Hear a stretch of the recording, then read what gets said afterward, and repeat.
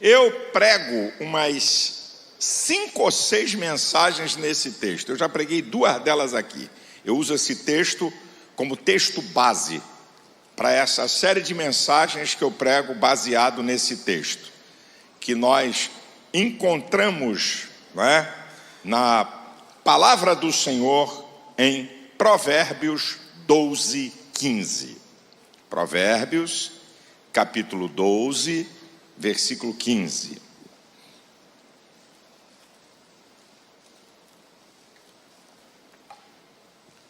Vou te dar aqui alguns conselhos para uma vida feliz ou uma vida abençoada.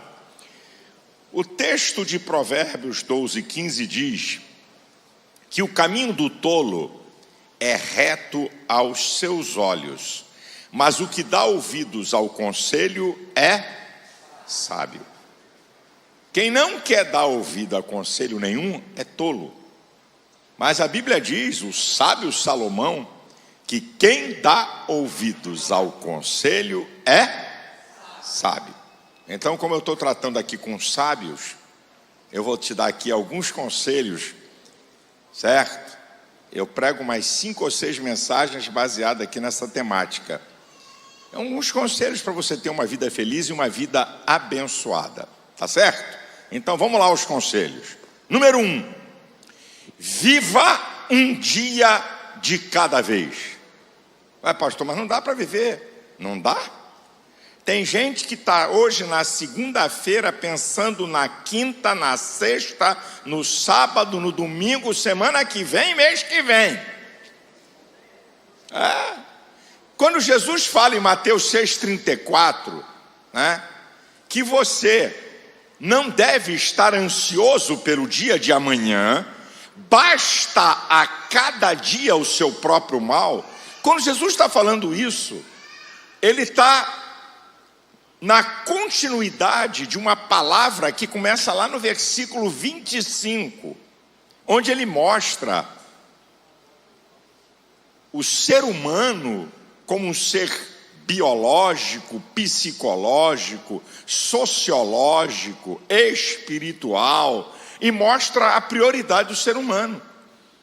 Quando ele está dizendo, olha, não andeis ansiosos quanto à vossa vida, pelo que haveis de comer ou beber. Ansiedade está falando do mundo psicológico, comida e bebida do mundo biológico. Nem quanto ao vosso corpo, pelo que haveis de vestir, está falando do mundo, roupa, mundo sociológico, se distingue por roupa. E lá no final, no versículo 33, ele vai dizer, mas buscai primeiro o reino de Deus e a sua justiça, e todas essas coisas vos serão acrescentadas.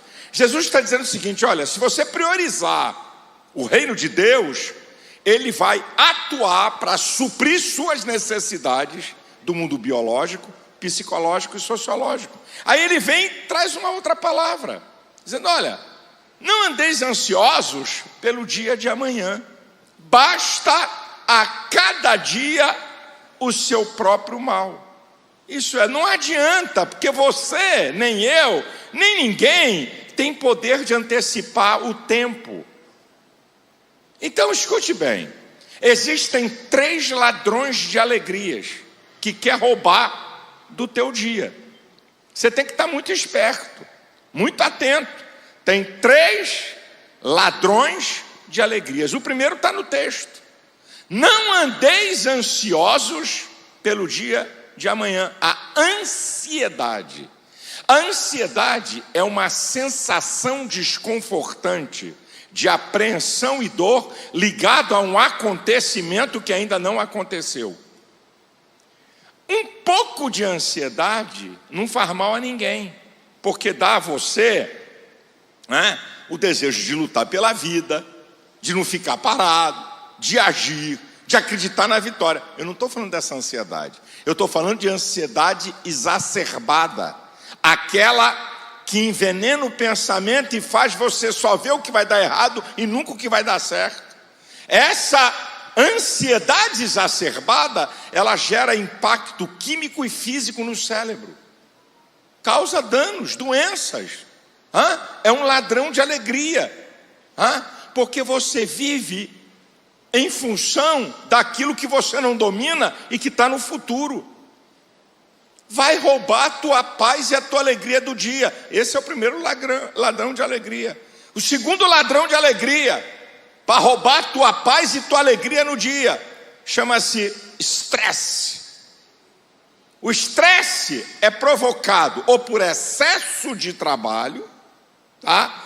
Excesso de cobrança e por circunstâncias que nos causam grande pressão.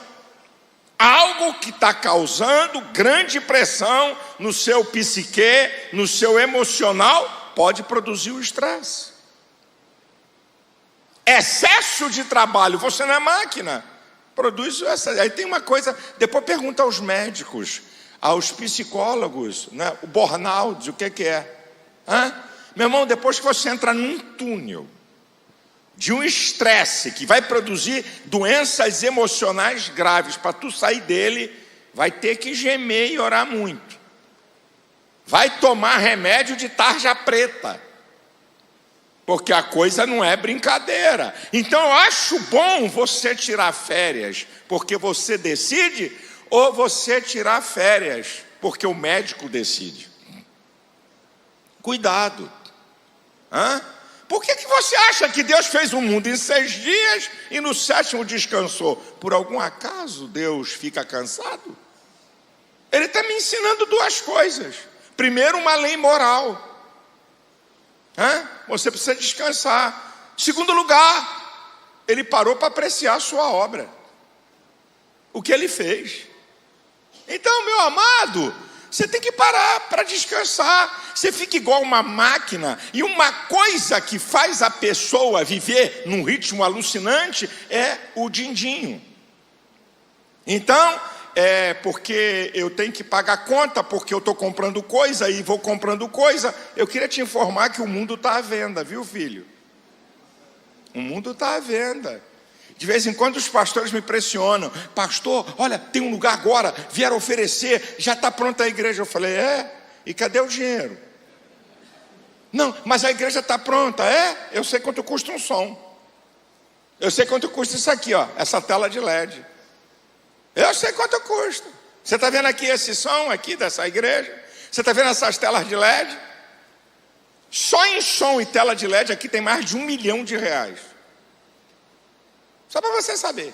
Esse som que tem aqui na igreja, esse que está aqui, isso aqui é um som italiano. São dos sons mais modernos e mais caros que tem. Porque eu gosto de coisa boa para mim, também gosto de coisa boa para Deus. Então, meu amadão, eu sou pressionado o tempo todo. Sempre tem alguma coisa para tu comprar. E se tu bobear, tu vai viver em função de pagar.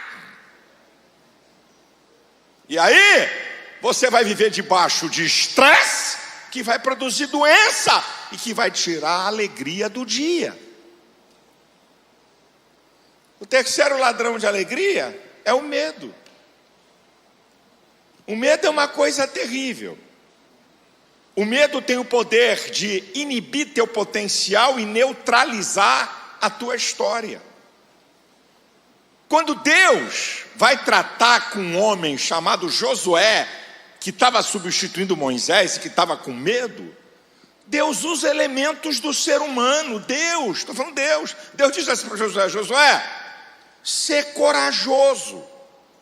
O que é? Domine o medo, resista ao medo. Qual é a diferença do medroso para o corajoso? É que o corajoso domina o medo e resiste o medo. Coragem não é ausência de medo, é domínio do medo e resistência ao medo. Medroso, o medo domina ele. Tanto medroso como corajoso tem medo. A diferença é como cada um lidar com o medo. O medroso é dominado pelo medo e pode levar ao pavor, que é medo incontrolável. O corajoso tem medo, mas controla, mas domina. Ou você acha que esses videozinhos que eu faço, eu não tenho medo nenhum de Xandão mandar me buscar em casa? Você acha que esse cara não tem medo de nada, rapaz? Eu resisto o medo, enfrenta o medo e tenha coragem para ser voz profética e para questionar tudo que está acontecendo aí.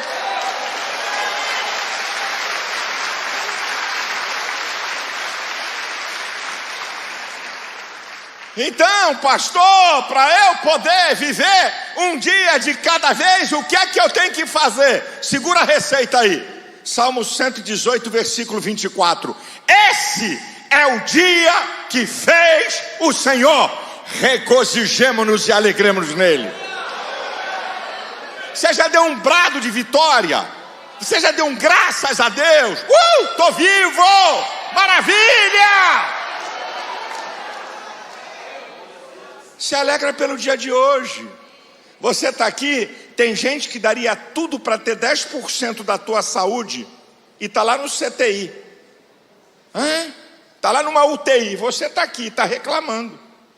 Está reclamando porque hoje à noite a mulher vai fazer um mexido do que sobrou no almoço. Ele está reclamando. Quer ir para o hospital? Tem comidinha especial. É isso que você quer? Meu irmão, se alegre pelo dia de hoje. E você que tem Deus, você já deu um glória a Deus hoje? Um graças a Deus hoje? Meu amado, olha aqui a receita para você viver um dia de cada vez.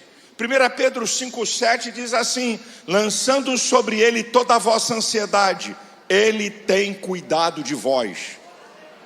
Diga para Deus o que te incomoda. Diga para Deus o que deixa você apreensivo. Fale para Ele. Olha, para você viver um dia de cada vez. Filipenses 4,6 diz: não andeis inquietos por coisa alguma. Antes, as vossas petições sejam em tudo conhecidas diante de Deus, pelas orações e súplicas com ações de graça. Desembucha, irmão. Ora, fala tudo. Senhor, tu sabes.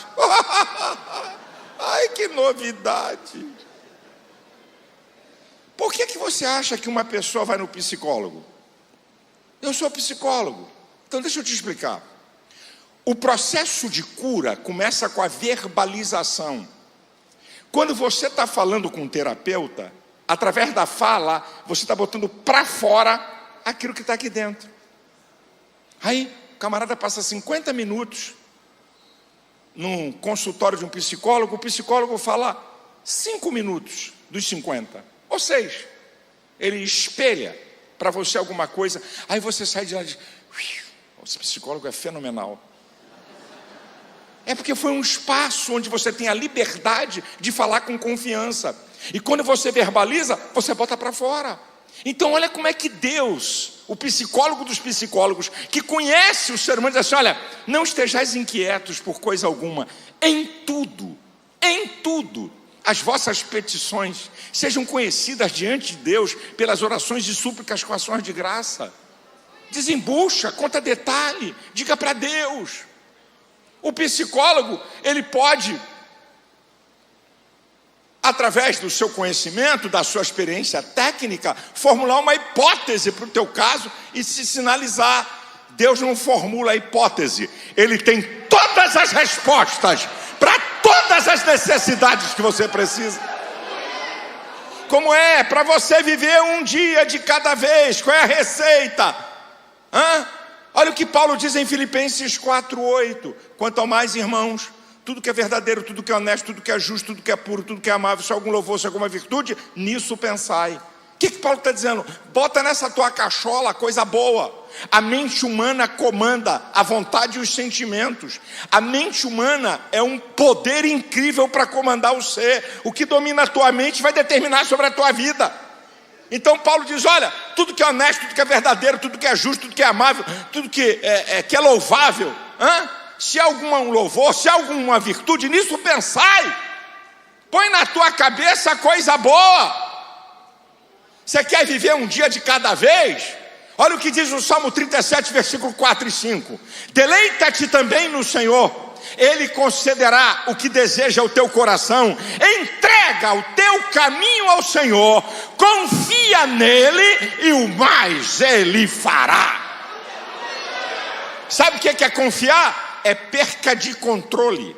Deixa Deus controlar aquilo que você não tem como controlar. Deixa Deus assumir o controle, confia que Ele vai fazer o que você não pode fazer. Então aqui está meu primeiro conselho: viva um dia de cada vez, viva intensamente o dia de hoje. Você está vivo, então tem projeto, tem plano, tem bênção, tem milagre, tem portas abertas para você.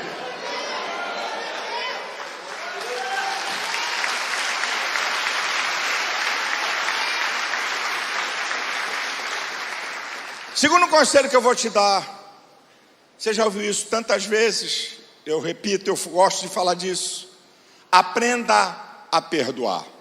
Existem 3 leis espirituais que envolvem a questão do perdão. 3 leis espirituais. Olha o que Jesus falou quando Ele ensinou a oração do Pai Nosso, de Mateus capítulo 6, versículo 14 e 15. Perdoa as nossas dívidas como nós perdoamos aos nossos devedores. Aí Ele vai dizer uma coisinha aí: porque se nós não perdoarmos aos nossos devedores, vosso Pai Celestial também não vai perdoar as suas ofensas. O que Jesus está dizendo? Que o perdão de Deus está condicionado a eu liberar perdão. Está olhando para mim espantado? Eu estou citando a Bíblia para você, palavras de Jesus. Jesus está dizendo que se eu quero que Deus perdoe minhas falhas e minhas ofensas, eu tenho que aprender a perdoar aquele que falha comigo e que me ofende. Isso é uma lei espiritual. Se você quer perdão de Deus, libere perdão. E Jesus vai dizer a parábola do credor incompassivo. Jesus falou de uma parábola em Mateus 18, 23. Um camarada que devia muito, isso é, uma dívida impagável com o seu senhor, 60 a 100 milhões de salários, é o que o cara devia, não tinha como pagar, e o cara roga ao Senhor, e o Senhor libera. Aí um companheiro desse cara de trabalho devia pouco dinheiro a ele, e ele não libera perdão. Ele: vou levar você ao tribunal. O cara rogou, mas ele não quis perdoar. Os outros companheiros foram ao Senhor. Isso é a parábola Jesus contando, dizendo: olha, aquele servo que você perdoou uma dívida impagável, não quer perdoar uma pequena dívida. Aí o Senhor diz: mau servo, eu vou te colocar na cadeia, eu vou te prender, como você fez com o outro, até que você pague toda a sua conta. Jesus está ensinando esse princípio. Deus nos perdoa de dívidas impagáveis. O nosso pecado não tem como a gente pagar, e Ele perdoou. E você não quer perdoar alguém que te ofendeu, que te fez alguma coisa. Então aqui está uma lei espiritual. Se você quer perdão de Deus, aprenda a perdoar. Agora tem uma segunda lei espiritual. O apóstolo Paulo, em 2 Coríntios capítulo 2, versículo 10 e 11, diz assim: a quem vós perdoardes, eu também faço isso na presença de Cristo por amor a vós, para que não sejamos vencidos por Satanás. Olha o que Paulo está dizendo. Quando eu não libero perdão, eu dou legalidade ao diabo para agir na minha vida. Meu irmão, porque coisas estão acontecendo. Eu te repreendo, está amarrado, sai, o diabo. Sai não. Estou amarrado não. Por quê? Porque você está dando legalidade ao diabo por não liberar perdão para quem te ofende ou para quem te fez mal. A terceira lei espiritual. Primeiro, quem não perdoa o próximo não recebe perdão de Deus. Segundo, quando eu não perdoo, eu dou legalidade ao diabo. Terceiro, que está em 1 João capítulo 4, versículo 20 e 21. Alguém diz: eu amo a Deus, e aborrece a seu irmão, é mentiroso. Como você pode amar a Deus que não viu, se não ama a seu irmão que vê? Dele temos esse mandamento: quem ama a Deus, ame também a seu irmão. O que Deus, através da sua palavra, está dizendo? Significa que quando eu não libero perdão, porque não vem dizer para mim que você ama alguém e perdoa, e não perdoa. Porque o amor é o guarda-chuva, eu já vou te dizer, de todas essas coisas. Então, uma pessoa que diz que ama e não libera perdão, tem alguma coisa errada. E o errado é que ele não ama. Então, como é que você diz que ama a Deus e não consegue liberar perdão para uma pessoa? Porque é um sinal que você não ama a pessoa. Não é possível você amar a Deus. Então temos uma outra lei. Não há condição de você amar realmente a Deus se você não ama e é capaz de liberar um perdão. Aí vem um questionamento. Pastor, o senhor me desculpa, eu não consigo perdoar. Deixa eu te explicar uma coisinha para você entender, meu amado. Jesus em Mateus 5,44 diz assim: amai a vossos inimigos. Mas como é que é esse negócio? Como é que alguém vai amar o inimigo? Ai, eu olhei assim para o meu inimigo hoje, disse assim, pô, meu inimigo está bonitinho. Não sei por que passei a gostar dele. Então, aprenda. Amar é uma decisão da vontade. Tem gente que pensa que amar é uma coisa que entra, não sei se é pelo nariz, pela orelha, não sei por onde. Eu não queria, mas estou amando. Não. Qual é a prova que amar é uma decisão da vontade? Que amor é mandamento. E mandamento, você decide obedecer ou não. Jesus falou em João 13,34: um novo mandamento vos dou, que vos ameis uns aos outros, assim como eu vos amei. Mandamento. Mandamento significa que você tem poder de decidir se quer ou não fazer. Amar é uma decisão da vontade, e uma decisão tal que você pode ser capaz até de amar o inimigo. Então não tem desculpa. O que está faltando em você é decidir se você de fato quer liberar perdão. Aí você tem que aprender uma outra coisa. É que quando você não libera perdão,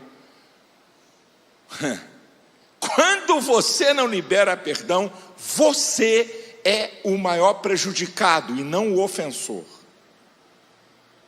Por quê, pastor? Porque a falta de liberar perdão abre uma ferida que não é na pele, que não é no corpo, não é no soma, mas é na alma. Há mesmo princípio. É uma ferida emocional que fica aberta. E se ela fica aberta, qualquer coisa que provoque angústia, desânimo, vai mexer nessa ferida. Vai doer. É igual o cara que está com uma ferida na mão. Ele tem uma ferida, é grave. Mas quando ele vai trabalhar, ele nem se preocupa com a ferida, porque a atenção dele está no trabalho, então a sensação de dor foi para o ralo. Mas passa um colega e diz assim para ele: rapaz, que ferida feia na tua mão. Rapaz, é mesmo. Ou então, está ele aqui numa boa, uma ferida na mão, tá bom, tudo bem, não está doendo. A ferida está lá, não está doendo. Mas aí ele bate com a mão na quina da mesa, exatamente onde está aquela ferida. Não estava doendo, mas como tem uma ferida, na hora que tocar nela vai doer. Quando você não libera perdão, tem uma ferida no teu emocional. Todas as vezes que você lembrar do fato, vai te machucar. Todas as vezes que você tiver algo que mexa no seu emocional, você está fragilizado emocionalmente. Doença, gente, isso aqui é ciência e a Bíblia está antes dela.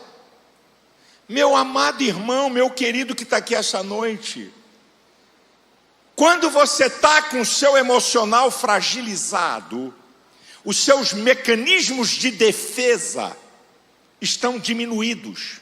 Então você é capaz de adquirir certas doenças, incluindo o câncer, por fragilidade emocional. Se você não tivesse uma ferida que tem, você teria uma resistência a certas doenças, porque você tem o emocional sadio. Quando você libera perdão, você zera o seu caixa emocional, você se desvencilha do problema. O maior beneficiado é você. Se Deus te trouxe aqui e colocou essa palavra no meu coração, é porque o Senhor quer curar as tuas feridas a partir da decisão de você liberar perdão. E não venha para cá dizer para mim: pastor, o senhor não sabe o que aconteceu. Quer que eu diga as coisas mais graves da vida? Eu vou dizer para você. E quanto mais grave, mais machuca. E quanto mais grave, maior tem que ser a sua iniciativa de liberar perdão. Porque quanto mais grave for a ferida, mais ela vai doer e trazer resultados negativos. Então não venha para cá dizer para mim: pastor, eu fui abusado ou abusada por pai, por mãe, por irmão. Coisa grave, coisa séria. Mas se você não liberar perdão, você vai levar isso a vida toda, e esse sofrimento a vida toda, que vai perturbar o teu emocional a vida toda. Olha o que é que diz a Bíblia, para você entender sobre o poder do amor. O apóstolo Paulo fala em Colossenses capítulo 3, a partir do versículo 13: revesti-vos como santos, eleitos e amados de Deus, de entranhas, de misericórdia, de benignidade, de humildade, de mansidão, perdoando-vos uns aos outros, se algum tem queixa contra o outro, assim como Cristo vos perdoou, assim também fazei vós, e sobretudo revesti-vos do amor, que é o vínculo da perfeição. O amor é o guarda-chuva do perdão, da misericórdia, da humildade. E o apóstolo Paulo está dizendo uma palavra: revesti-vos de entranhas. Não é algo superficial, é algo que está arraigado em mim. Você pode me fazer um mal, na hora eu fico até aborrecido, mas eu não consigo guardar rancor, eu não consigo guardar ódio, porque está entranhado em mim o amor de Deus. Se você quer ter uma vida feliz, libere perdão. Senão você vai ficar marcado por coisas do passado que você não tem como ir lá atrás para consertar, meu filho. Zera isso! Prossiga na vida. Deus tem bênção, Deus tem vitória, Deus tem porta aberta para você.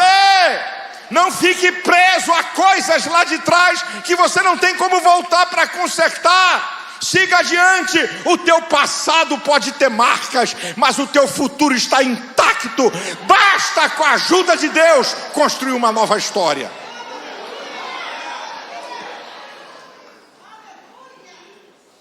Terceiro conselho que eu vou te dar, e vou tomar um pouco d'água.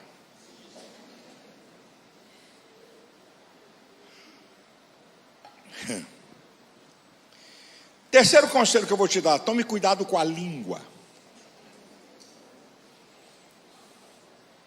1 Pedro capítulo 3, versículo 10 diz assim: quem quer amar a vida e ver os dias bons, refreie a sua língua do mal e os seus lábios não falem engano. Provérbios capítulo 21, versículo 23 diz: o que guarda a sua boca e a sua língua, guarda a sua alma de males. Olha o que você anda falando, para quem você anda falando e o que você anda falando. Provérbios 17, 28 diz que até o tolo, quando se cala, se passa por sábio, e o que cerra seus lábios por entendido. Provérbios 11, 25 diz: como maçãs de prata em salvas de ouro, assim é a palavra dita a seu tempo. Cuidado com o que você fala. Tiago capítulo 3, versículos 6 e 10. Ele diz que a língua tem poder de contaminar o corpo, é inflamada pelo inferno, muda o curso da natureza, tem poder para abençoar e amaldiçoar. O que é que você anda falando para quem? O que é que você anda falando para tua esposa? O que é que você anda falando para teu esposo? O que é que você anda falando para filhos? O que você anda falando para os teus funcionários, do teu departamento, da tua empresa? Você não tem ideia do poder da palavra. Você pode levantar e arrasar uma pessoa. Tem pessoas na sua história marcadas por palavras malditas de pais e de mães.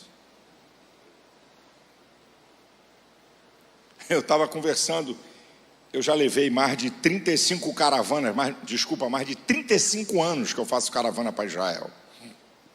Até a data tem que corrigir. É de 13 a 26, não de 10 a 20. Aí, conversando com o guia de Israel, ele falou: pastor, por que o senhor acha que o judeu tem uma autoestima elevada, acredita em vitória? Dá um dos motivos aí. Eu falei: vamos deixar de conversa, fala logo. Quem ajudou é você? Vou ficar aqui gastando minha mente para uma resposta que você já tem? Aí ele riu, falou: eu vou dar uma dica para o senhor. Quando o garoto chega em casa e que ele foi reprovado, ou tirou uma nota baixa no colégio, e que ele chega choramingando, a mãe judia diz assim: meu filho, você é muito inteligente, são eles que não estão te entendendo. Interessante. Como é que trabalha na autoestima do cara? Eu já, não sei se eu falei aqui, um dos caras mais inteligentes que já cruzou a minha vida, Dr. Myles Munroe. Ele faleceu num desastre aéreo do seu avião, um erro do seu piloto. Era um grande amigo. O cara mais inteligente que já cruzou na minha vida. A história de Myles Munroe é interessantíssima.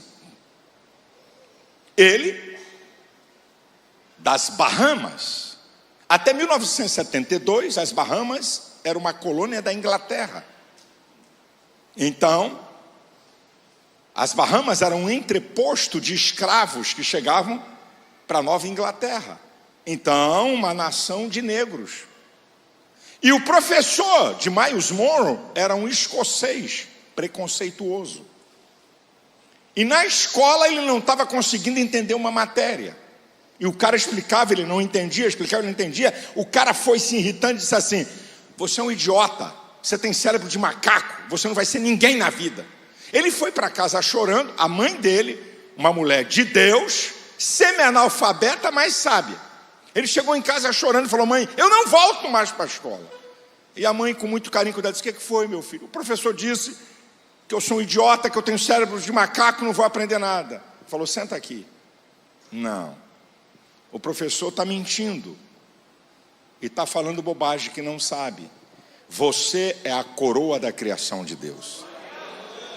Não há um ser tão inteligente e tão complexo quanto você. Com a ajuda de Deus e seu esforço, você pode chegar em lugares muito altos.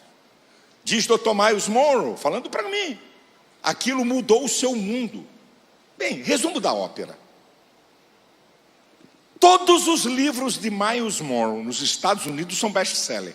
Todos. Eu tenho alguns na nossa editora.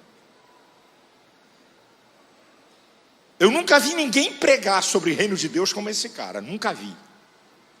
E a sua capacidade, conselheiro de presidentes, conselheiros de donos de mega empresas, de CEO.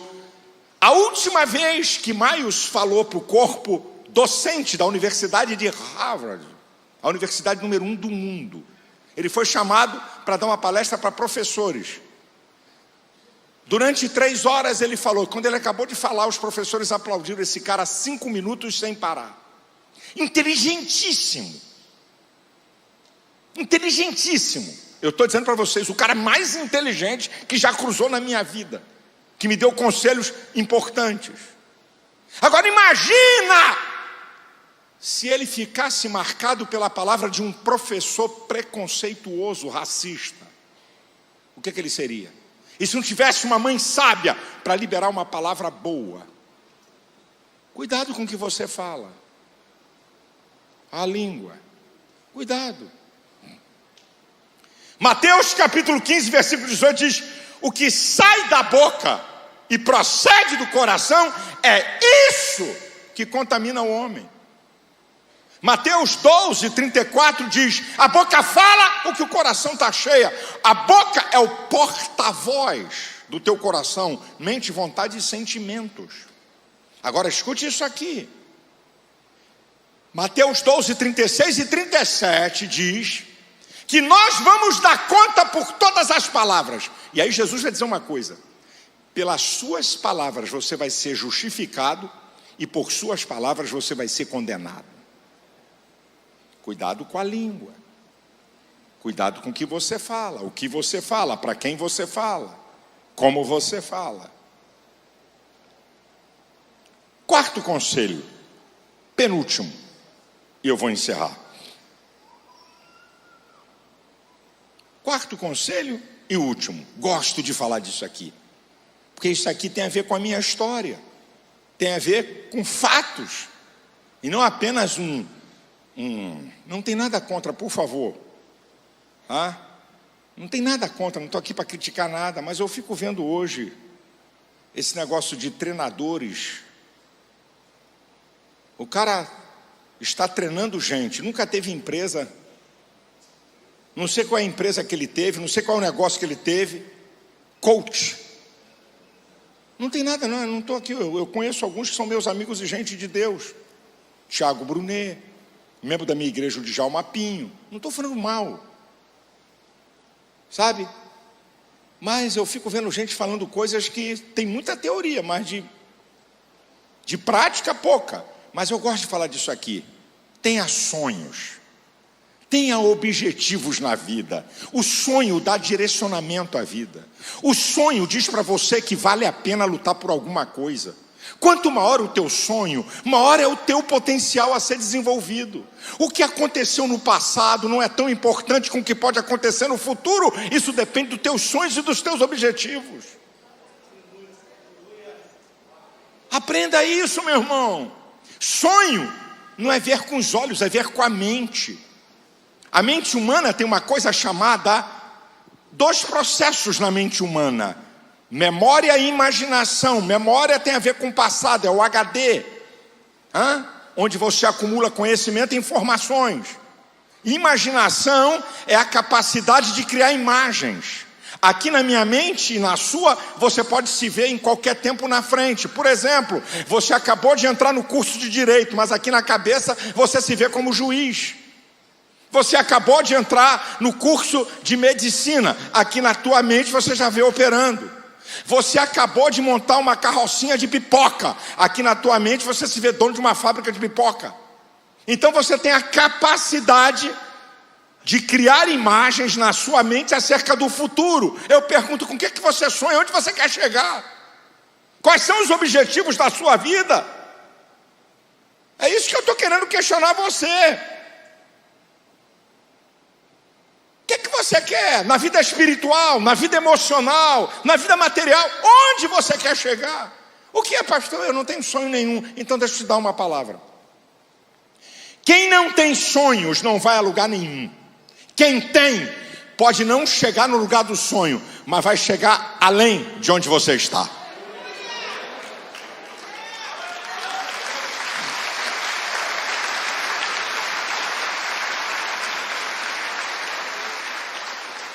Eu vou só te dar uma dica, 4 coisas importantes para o teu sonho. Estou sonhando, é mesmo. Dormiu de barriga cheia. Comeu muita carne, angu. Não, escute, 4 coisas. Número 1, projetos. Se você sonha, tem que ter um projeto. Número 2, atitudes. Sonhos sem atitudes é coisa de preguiçoso, vagabundo, sei lá o quê. Não, atitudes, tem que ter, sonho tem que ter atitudes. Terceiro, predisposição para enfrentar a adversidade. Vai ter gente que vai debochar do teu sonho, vai querer roubar teu sonho, vai querer impedir teu sonho. Então você tem que estar preparado para enfrentar aqueles que querem enfrentar teu sonho. E quarto lugar, esperança. A confiante perseverança no futuro. Vou chegar lá, vai dar certo, vai acontecer, não vou desistir, vou prosseguir, Deus está comigo, Deus vai me ajudar, eu vou fazer minha parte. Tenha sonhos!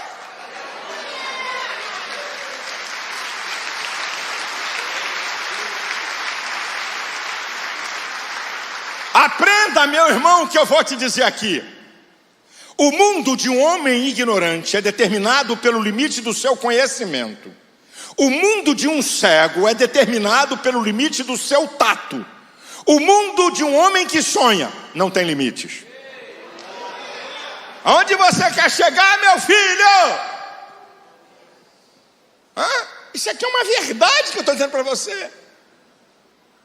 O mundo de um homem ignorante é determinado pelo limite do que ele conhece. O mundo de um cego é determinado pelo limite do seu tato. Quanto mais apurado for o tato, mais longe ele vai. E o mundo de um homem que sonha não tem limite.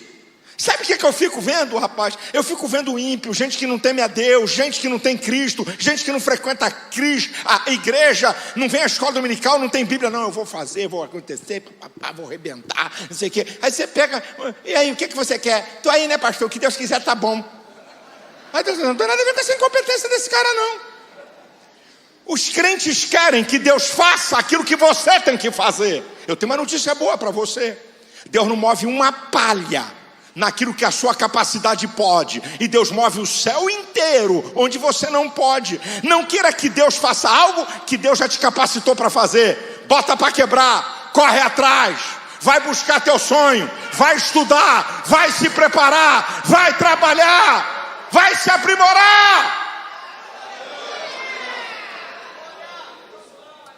E o último conselho que eu te dou: priorize Deus na sua vida.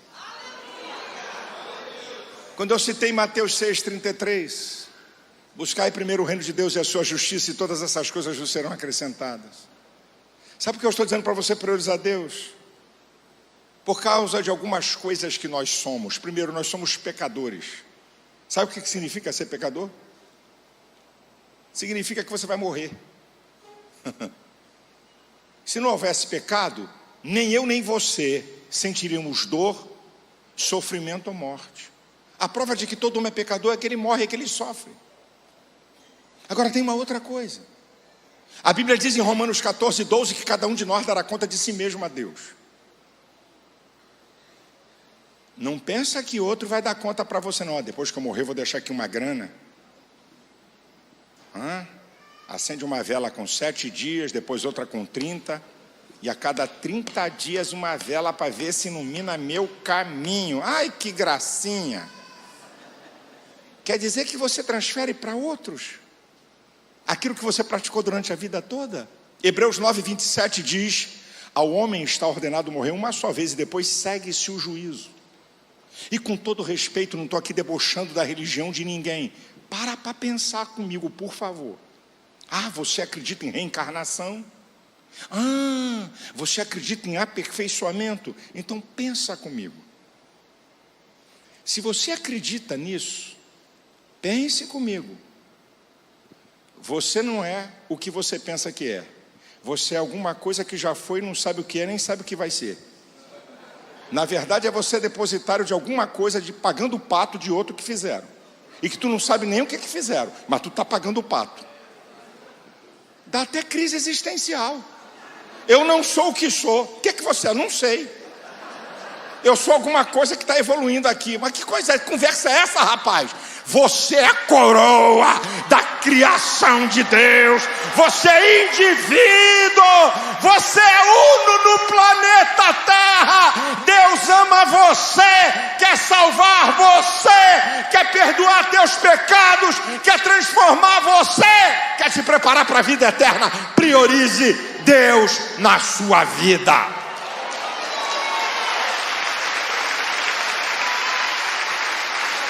A igreja de pé.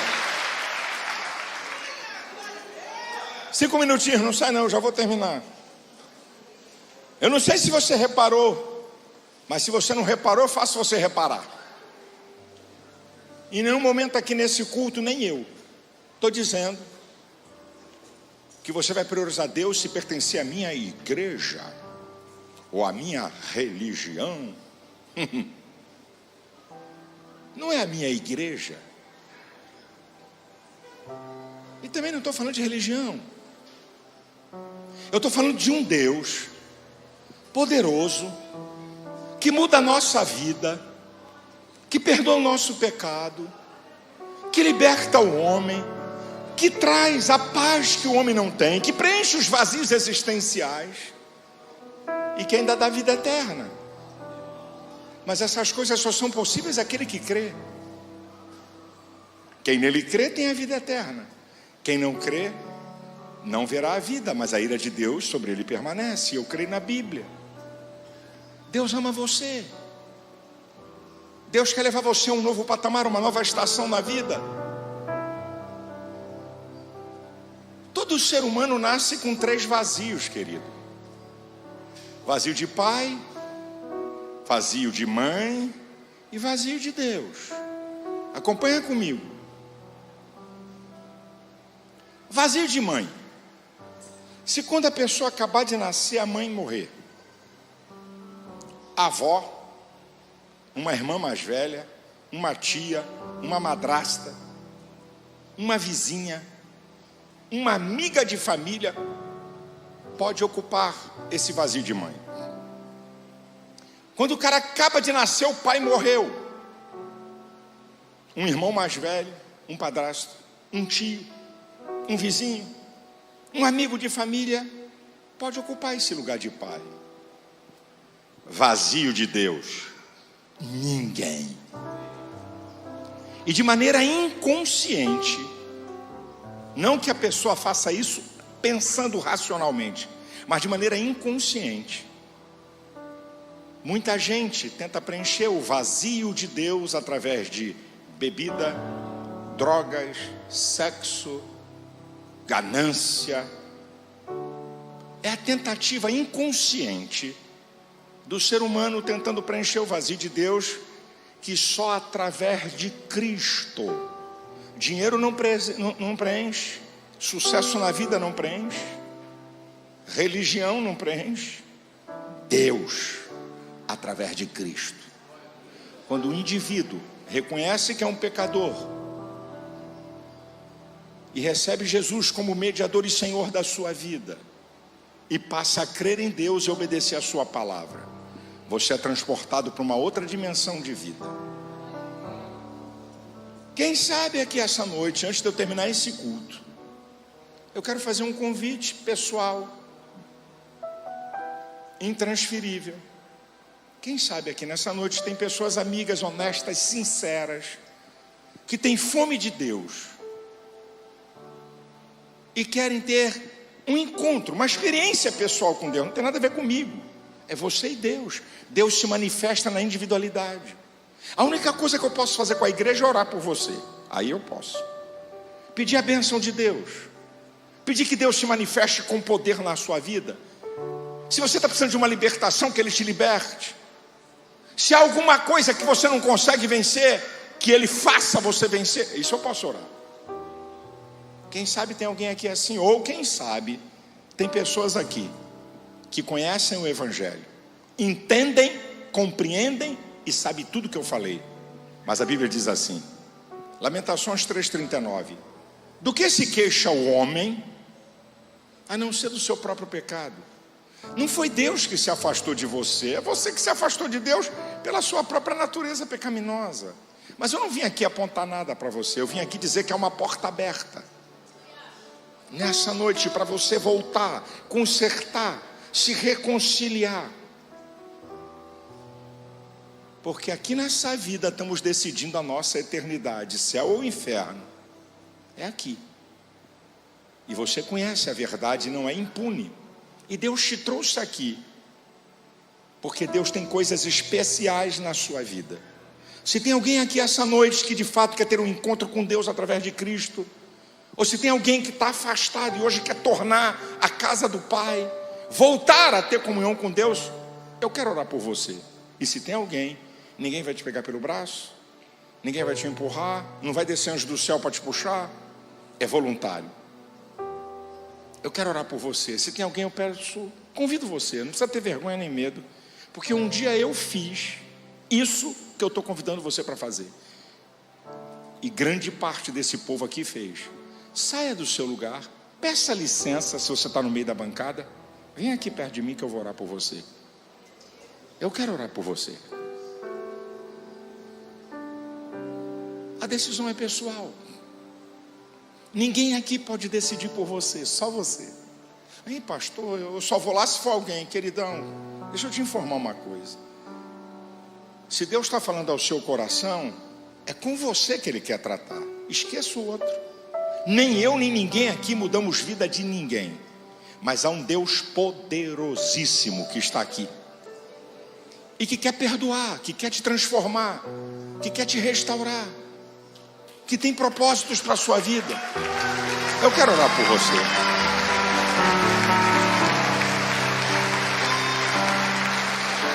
Deus te abençoe, querido. Eu quero orar por você. Deus te abençoe, querido. Está faltando você? Venha. Há uma voz aí no seu coração. Não é a minha voz. Há uma voz no seu coração. É o Espírito Santo. É Deus que está falando com você.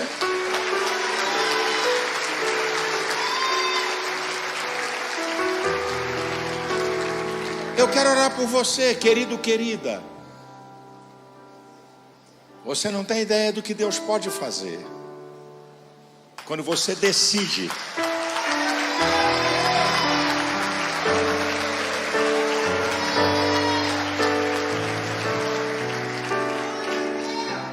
aleluia. Está faltando você? Eu não te conheço, não sei quem você é. Mas há quanto tempo você está afastado? Há quanto tempo Deus tem dado sinais para você de que você precisa consertar, voltar, acertar? Porque você está brincando com coisa séria, com a sua eternidade. Você conhece o Evangelho, mas conhecer não é suficiente. Você tem que se decidir em entregar. Mais um minuto e eu vou orar.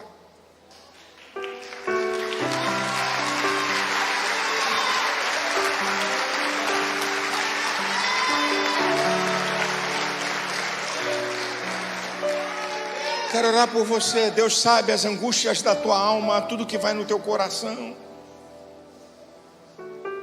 E Deus tem poder de mudar, libertar, transformar, quebrar cadeias. Deus pode fazer. Está faltando você? Venha.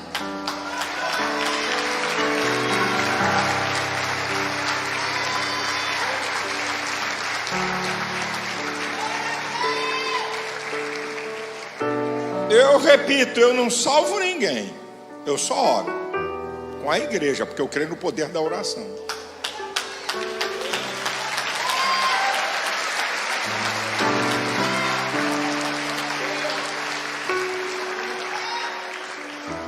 É nesse dia, nessa noite, nesse lugar.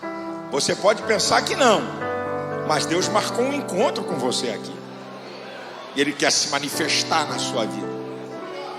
Com poder, com graça, com glória, com amor. Agora, Deus não é violador de corações. Quem tem que decidir é você.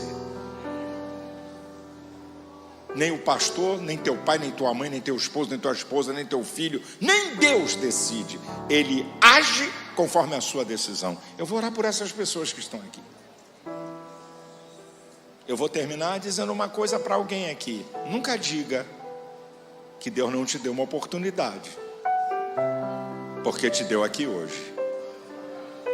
E você está inexcusável. Isso é, não tem desculpa. Não há desculpa para você.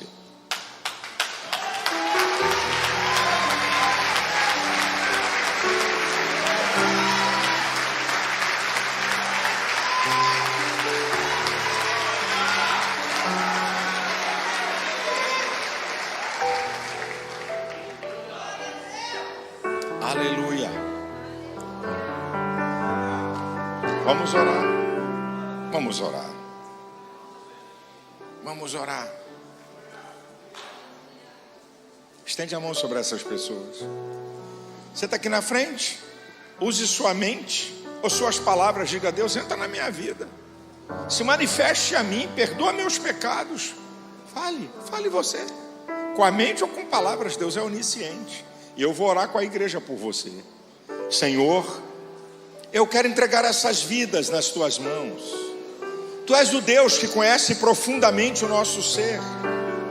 Tu és o Deus que tem respostas, que perdoa pecado, que transforma, que liberta, que preenche os vazios do ser humano. Manifesta o teu poder e a tua glória na vida dessas pessoas. Eu te peço e te agradeço em nome de Jesus. Amém.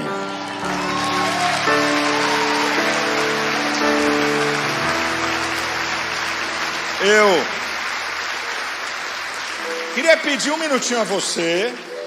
Eu quero dar um livro meu pequenininho, fácil de ler, de presente para você.